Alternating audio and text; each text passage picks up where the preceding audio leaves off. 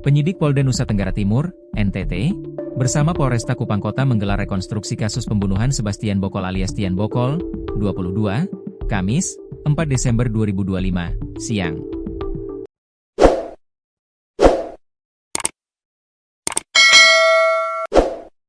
Korban merupakan mahasiswa asal Kabupaten Sumba Barat Daya, SBD, yang ditemukan tewas terbakar pada Agustus 2022 lalu.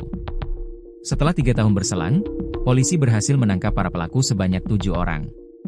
Para pelaku yang telah ditetapkan sebagai tersangka, yakni Willy Brodus Ikunteva, 23, warga RT 004 RW 002 Kelurahan Oesapa Selatan, Kota Kupang.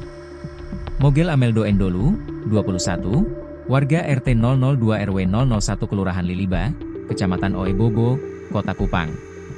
Ferdinand Marcos Endolu, 22, warga RT 002 RW 001 Kelurahan Liliba, Kecamatan Oebobo, Kota Kupang.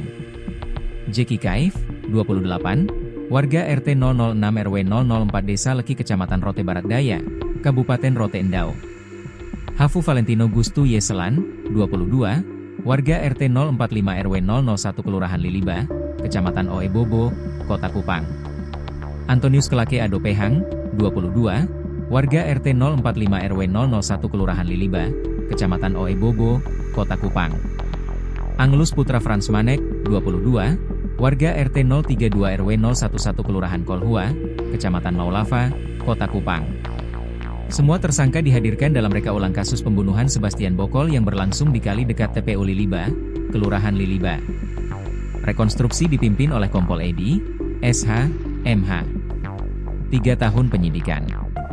Perjalanan panjang kasus ini dimulai ketika identitas korban berhasil diungkap oleh tim khusus Direktorat Intelkam Polda NTT. Selanjutnya, kasus dilimpahkan ke Polda NTT dan kembali dibentuk tim khusus gabungan Intel dan Reskrim untuk memperdalam penyelidikan. Saat terjadi pergantian kepemimpinan ke Kapolda NTT Irjen Pol Rudi Darmoko, struktur penyidikan kembali diperkuat dengan pembentukan tim khusus gabungan yang melibatkan unit Intel, Reskrim, Itwasda, Bitkum, Propam, dan Polresta Kupang Kota. Langkah ini menjadi titik penting dalam percepatan pengungkapan kasus, hingga akhirnya rekonstruksi digelar.